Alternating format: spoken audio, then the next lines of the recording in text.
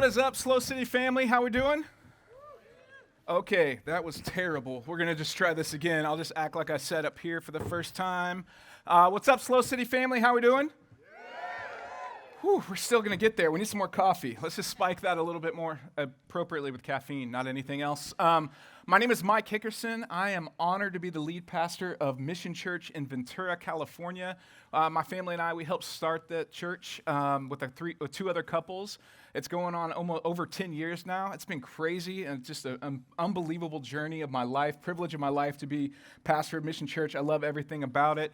We exist just like Slow City family here. We exist to help people find and follow Jesus. That's what we're going after together. So I have a wife, Jody Hickerson. She's been up here to teach a couple times, redheaded. Yes, I'm pro her. She's pretty amazing. We have 3 daughters, so fellas, you can pray for me. That's a lot of estrogen in my house.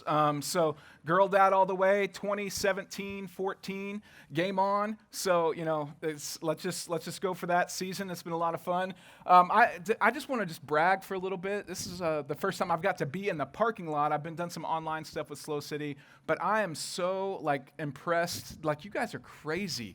What church meets outside for 72 weeks? I don't know another one. I for sure don't know another one that has grown in the way that you do church together, that you live out being the church together, that you grow in community and generosity and impact through COVID. Can we just say, well done, guys. That's amazing. You can clap for each other, encourage each other. That'd be amazing. I love your team. I love the Bramers. I love your staff. I love everything about this church. I've been praying for this church for so long. I'm cheering you on from distance in Ventura. I just love it. And so one of the things that we talk about, we have some of the similar values, is that we talk about, man, there is hope for every single one of us. We believe that God is who he is, and he will do everything that he's promised to do, that he sent his son Jesus into the mess of humanity to rescue and save us. And he didn't do that because we're awesome. In fact, one of the things that we start at Mission, so this is just going to be new. You're going to be all right. If you're new to Slow City, no one's ever done this before either, so you're going to be fine. So it's just going to be a little awkward. Just go with me here for a second. It's I want you to turn to the person next to you and just with kind eyes, just say to them, you're not perfect. Okay, ready? 1, 2, 3, go. Somebody got real excited about that, and they got offended because they kind of bowed up a little bit, and they're like, what do you mean? Well, you're not perfect either, sucker. So go ahead and tell the other person, well, they're not perfect. Go ahead, say it back. You want to say it. Okay, don't do this later. Later, do not do this when you're in a fight relationally. That's the wrong time to remind each other of your imperfections, okay? Married couples, at the marriage meetup, you'll be able to figure that out. It's the wrong time then. But as a part of a church together, I think it's important to remind ourselves that there are no perfect people here. There's no perfect people on this stage. There's no perfect people for sure in the kids' rooms. There's no perfect people in the parking lot. There's just no perfect people. But what we're really gathered around, there's a really perfect God who sent his perfect son into the mess to rescue and save. So the hope that we have is through him, is the fact that we could be rescued and saved and restored to be much loved sons and daughters of God. Despite our imperfection, God moved towards us. And that's why we call a truce, just for me and you, we'll call a truce for an hour on a Sunday, because if this is true, and some of my cynics and skeptics and doubters in the parking lot, I'm with you, I get it. I don't think that cynicism, skepticism, and doubt is an antithesis of faith. I actually think if we're honest with it, it's a catalyst towards faith. So my cynics, skeptics, and doubters, let's just call a truce, because if it's true that God is who he says he is and he'll do everything that he promised to do, then that has some massive ramifications for our life. And God is a big boy God that is not up there going well, I hope they don't ask this question because I've never heard it before. You got so smart in your, philosophy 401 class that you don't, you got some questions for God, and he is well, I am baffled. I do not know how I'm going to handle that one. It's not there. It's not there. God is a big boy God that made your mind, he made your emotions, and he made your doubt, he made your cynicism and skepticism to all be a catalyst towards him. And if we're honest with it, it'll point us towards him. I think that everyone in the world thinks, as we're beginning 2022, thinks that the church should be generous. I mean, every one of our friends, they should all over the church. And I have to enunciate that clearly or I'll get in trouble with Brent. Should on the church because they think the church has should on them for their entire life, so they're shoulding on the church. So can I say that enunciated clear enough? Are you with me that you're not going to get it wrong later? Because that would be really bad. But I think the whole world has shooting on the church because they think that the church should be the most generous force in all of society. Agree or disagree? Whether they believe it or not. Whether they want to believe what we believe, whether they want to do what we do, whether they think about God the way we think about God, whether they think about Jesus the way we think about Jesus or the Bible or Christians. I mean, let's be honest, if you're not a Christian, I'm so sorry. Most of us are weird, and I'm so sorry about that. That's not the way it's supposed to be. But most of our world is shooting on the church that we think it should be the most generous force in our society. But generous churches are made up, this is going to blow your mind, of generous people. There is no generous church without a generous people.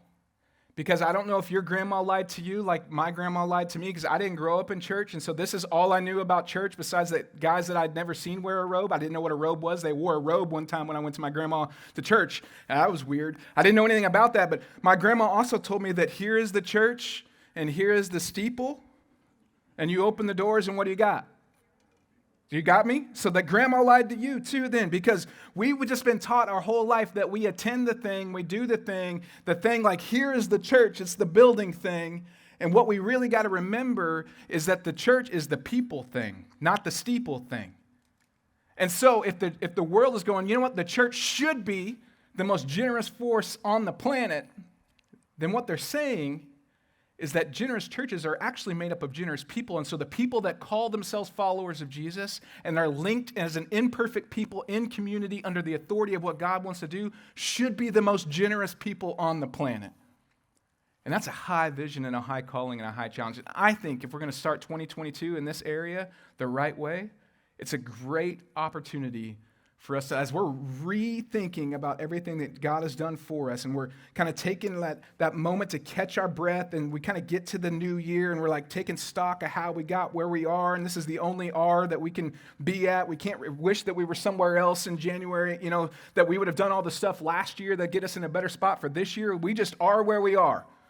And we can look back of how we got where we are, but we are where we are, and we have a chance to catch our breath and kind of reevaluate, is the direction I'm going to take me to where I want to end up? And I want to challenge us today, if I can, if you'll let me, to say, I want us to learn how to be the most generous people that we know.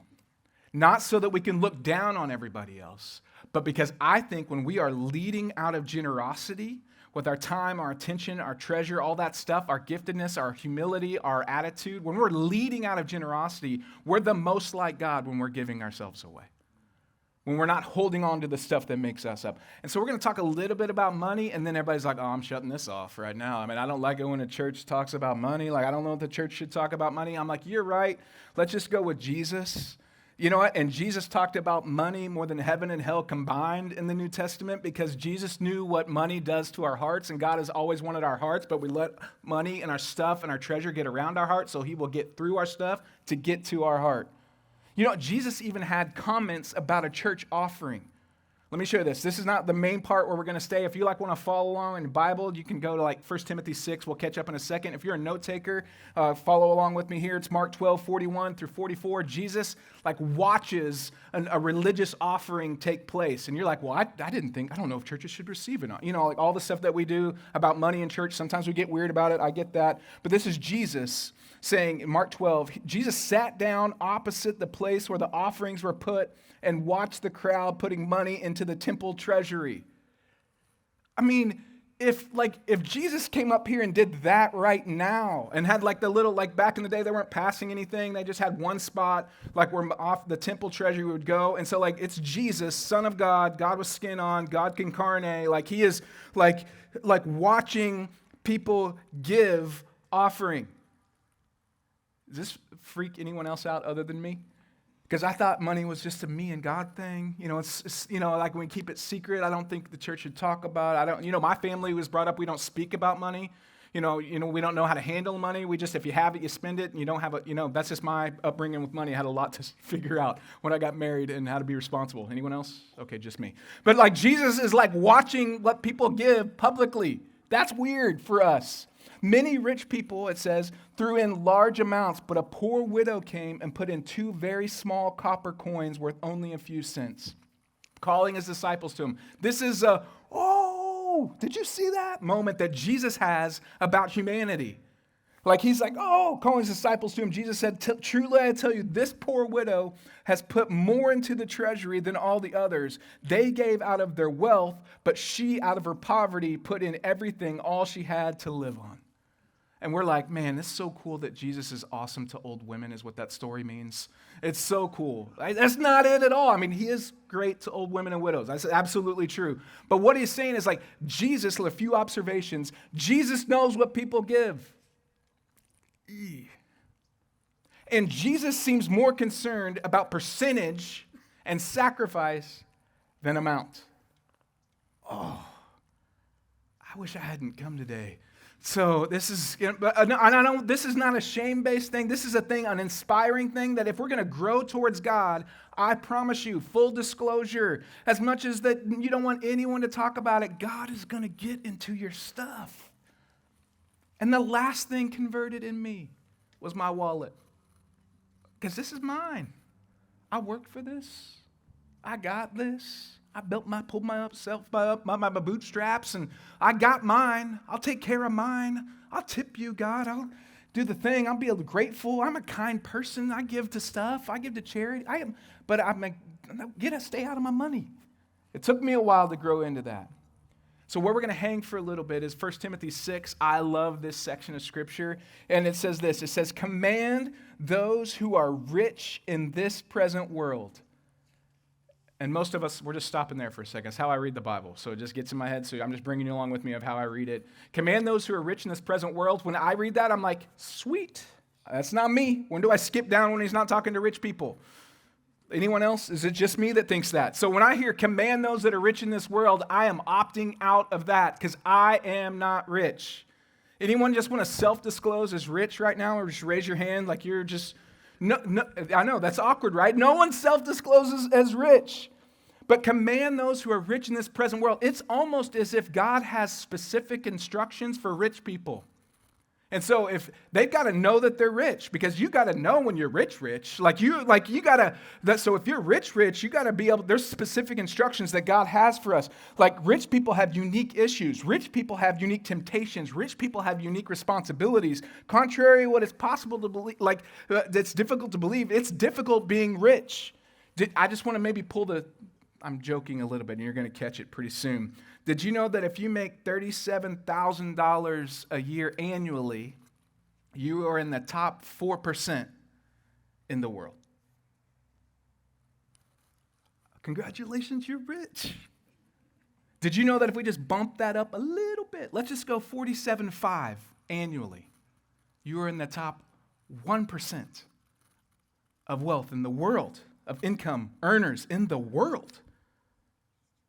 So if we don't realize that God has given us more than we could possibly need for ourselves, we'll never understand that he's been generous to us and foster that generosity that he's let us hold and with the stewardship and the management and the stuff he's put in our hands. And college students, I know you don't feel rich right now. I mean, you're like, I'm a broke college student. There's a reason why that phrase holds true. We get free stuff everywhere we can go because we're just scrounging for meals. But I promise you, if there's a concert you want to go to, you figure it out. You got it. If there's an event you want to be at, you figure it out. If there's a meal you want to be at with everybody, you figure it out. And it's more of a trajectory thing. If we could start learning this habit as a middle school student, if you're in the room, high school, you may be in Hume, but if you could start learning what we're going to talk about today, you will set your adult life up for so much better place of being under the authority of what God is going to place in your hands. College students, God is going to put millions of dollars of assets in your hands over the next 50 years of your life. And he's going to look at you and say, if you spend it all for you, you will have wasted it. Because I'm giving you more than you possibly could need, but you got to admit that you're rich because you have more than you need. So let me just say, rich people problems. Rich people problems are like bad cell coverage because we're rich. Rich people problems is when you can't decide where to go on vacation. Rich people problems is your computer crashed, slow internet, car trouble, flight delay, Amazon doesn't have your size. Like these are rich people problems. Rich people, this is crazy, they have rooms in their house that no one stays in. That's rich people problems. Rich people have extra money, and they save money, and they have institutions that you put it in that are all, there's a whole industry around rich people having so much money, they're called banks. It's amazing. Rich people have so much extra money that they have to do estate planning and retirement because rich people know that they're going to run out of time before they run out of money. So they're trying to pay other people what to do with the amount of money that they have extra because they know that their time is limited. Can you imagine? That's crazy. Rich people have so much food. I've seen this. That when they go to the grocery store, they come home and they open their fridge and throw out food to put in the food that they just bought. Can you believe it? Rich people, they have kids with rooms full of toys. I know. Rich people complicate their lives unnecessarily. I've done this. They look at their perfectly functioning kitchen and go, we should just do a page 1 rewrite and take out all the stuff and put all new stuff in a more creative way. Rich people do that. Rich people will look at closets full of clothes and say, I have nothing to wear. And rich people will then give all those clothes away so that they feel better about being able to go buy more. It's crazy what rich people will do. The best thing of all is rich people, whoever they work for, their company will say to them, we will keep paying you for a couple weeks this year, maybe even up to 4 or 5 weeks this year, and you don't have to work at all. And you can just go be you and do whatever you want that fills your tank, and you'll still make money. It's called vacation. So what is rich? I think it's helpful if we're going to realize that God has given us way more than we need. So when Paul says to Timothy, command those that are rich, we don't get an opt-out on it. He's talking to us. So God has given me, he's placed in my hands way more than I could ever need. I'm rich. Why would God do that? Let's think about that for a second. So 1 Timothy 6:17, sorry, I was like only the half of a sentence. So command those who are rich in this present world not to be arrogant, nor put their hope in wealth, which is so uncertain, but to put their hope in God, who richly provides, God's rich, all right, who richly provides us with everything for our enjoyment. Command those who are rich in this present world not to be arrogant or put their hope in wealth, which is so uncertain, but to put their hope in God, who richly provides us with everything for our enjoyment. Oh, that's good stuff there. Like we got to admit it, and we got to say, God, I'm admitting it. God, you've placed more in my hands than I could possibly need. I'm rich. And then we got to learn, like, okay, I can't put my hope in it. Because how did Paul know that money could make us arrogant? How did Paul know? I mean, he's writing this way before people were rich like us, right? Like, how did he know that there's something about the zeros in our bank account that make us feel like we may be more important or more entitled than other people who were made in the same image of God as us? Ooh. Because we think we have more zeros and commas than that God likes us more? Or if that shrinks, then he likes us less? So there's a thing that can happen in us if we're not careful that will let our hope of our life, the foundation of our life, be money instead of who God has called us to be and the rescued sons and daughters that we are.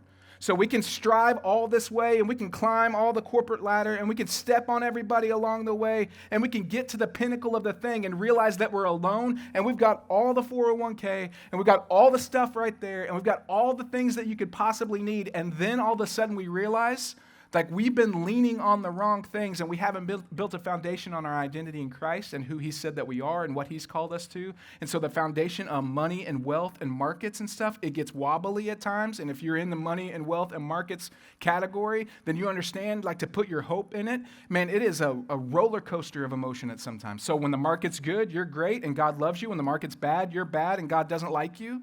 That's not where we put our hope. That's not what we're called to. But money can make us arrogant and make us think that we're more important than other people because we have it. Money, Paul knew, writing to Timothy, can be our primary source of hope. How much money do we need to actually be financially secure? I'm all about being financially wise, absolutely, but how much do we need to be financially secure? This is a good question to ask over lunch. Then the answer is probably more. Most of us would answer.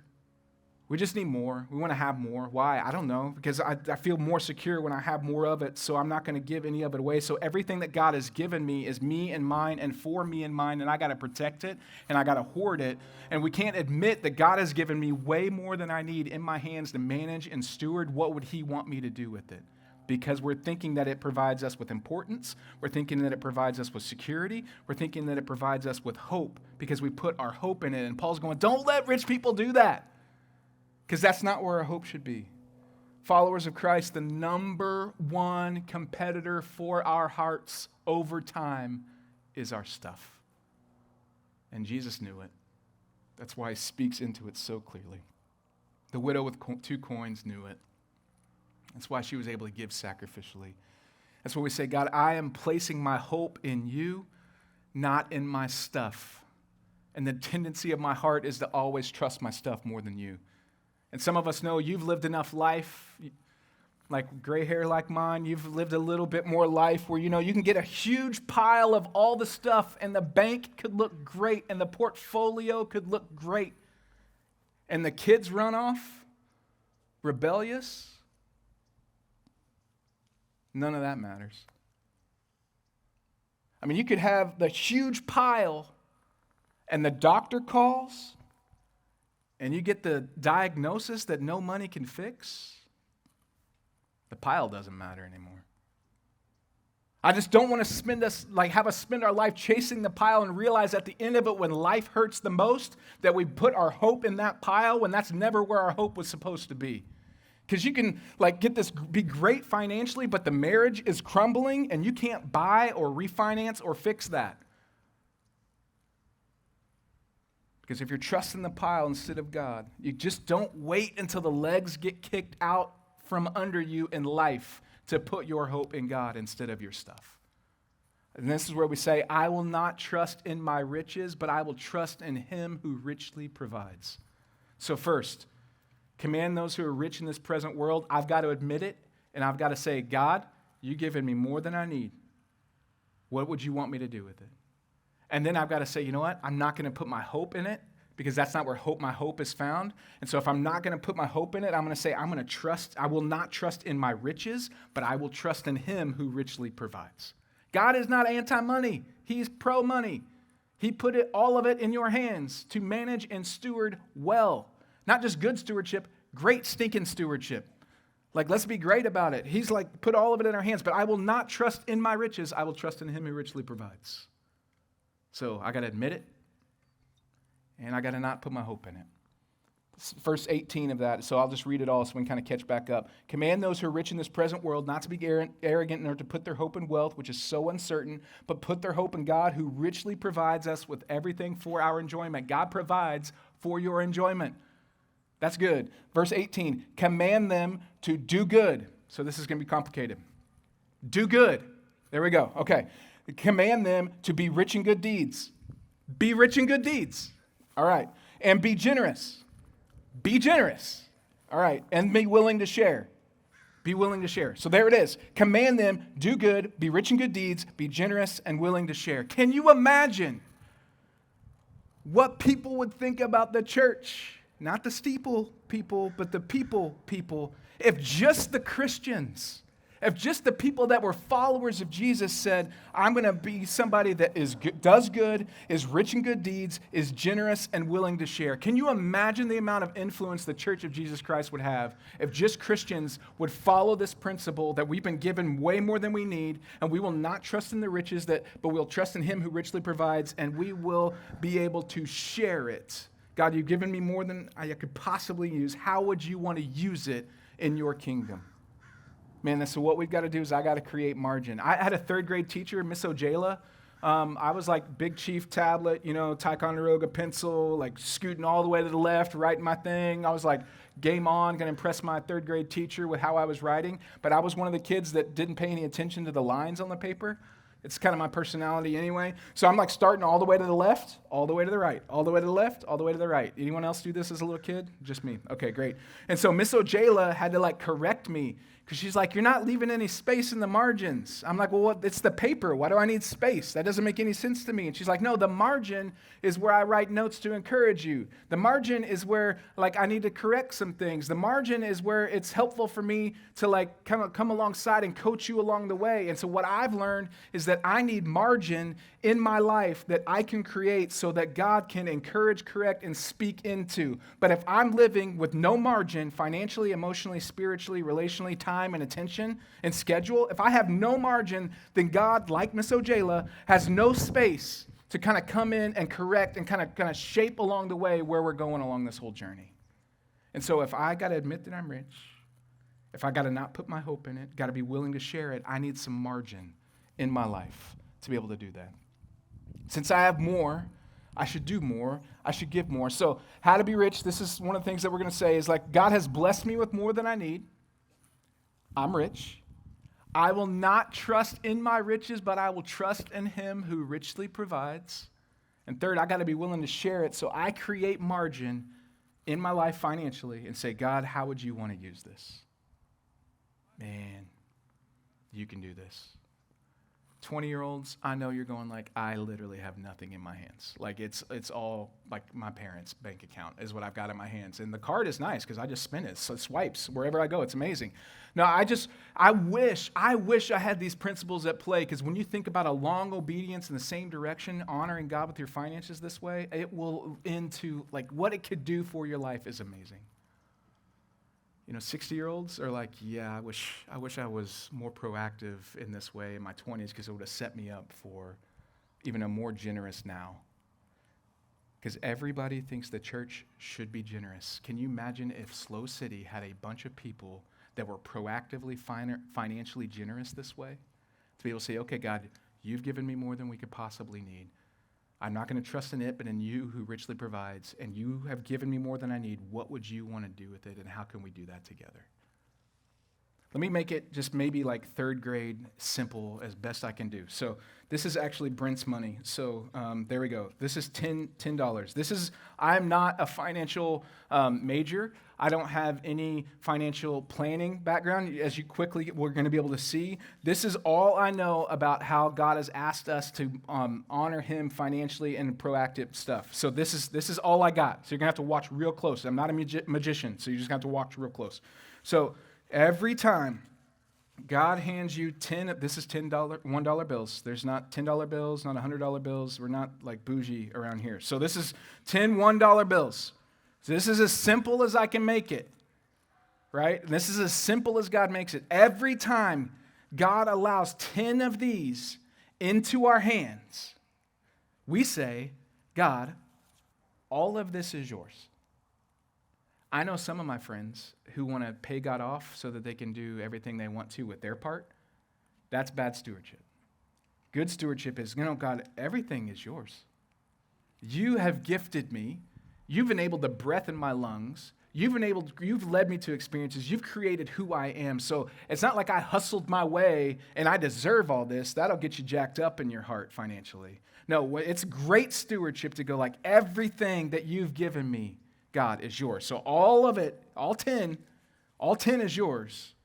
So what I'm going to do is I'm going to say, you know what? I'm going to give 1 to you, God.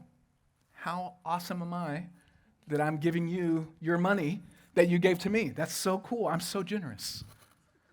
I give, I save. So you could view it as pay God, pay yourself if you want to, or give, save. Because I don't know if you realize this, but rainy days always come. So this is part of creating margin financially of what like goals that you're going to have, like, some emergency fund stuff, some got to fix the car stuff, some proactive planning stuff, some retirement stuff. Absolutely. I give, I save, and then I learn with this right here to live on the rest. I know I moved way fast for a lot of us, so let me just scoot back. Because it's really hard to go broke when you live on less than you make. I know some people that have tried, but it's really hard. So when every time God places 10 of these in your hand, you go, okay, God, this is all yours. Because that's what we believe about who you are and who you've made us to be. So I'm going to, as an act of what you've called us to, give back to you and what you're doing in this world. And if you want to know where your heart is, let me just follow the money. Let me say it again. If you want to know where your heart is, follow the money. Like if you want to find the scandal in an industry, follow the money. If you want to find the place of our heart, follow the money. So every time I get 10, I'm giving to you, God. I'm saving to live on the rest, and I'm learning to live on here. And it makes sense when it's 10 $1 bills, but then those of us that are older, we know the zeros start changing things. Or the complications start coming.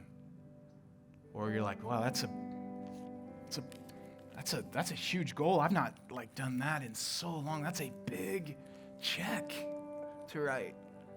Like one of my mentor guys in my life, he came to Christ later. He's a successful business guy.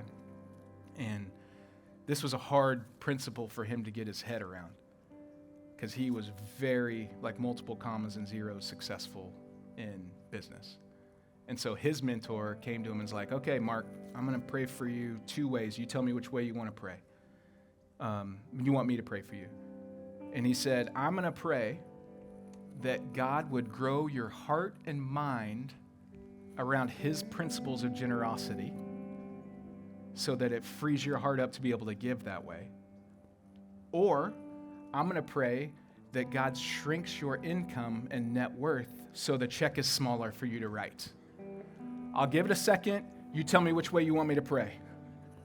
Because it makes sense when we're teaching our kids that, of course, this is, yes, but I'm 44 now. It's not that simple. But can you imagine 20-year-olds? If you start living this as a financial priority for your life, every time God puts 10 of these in your hand, you find, and I would just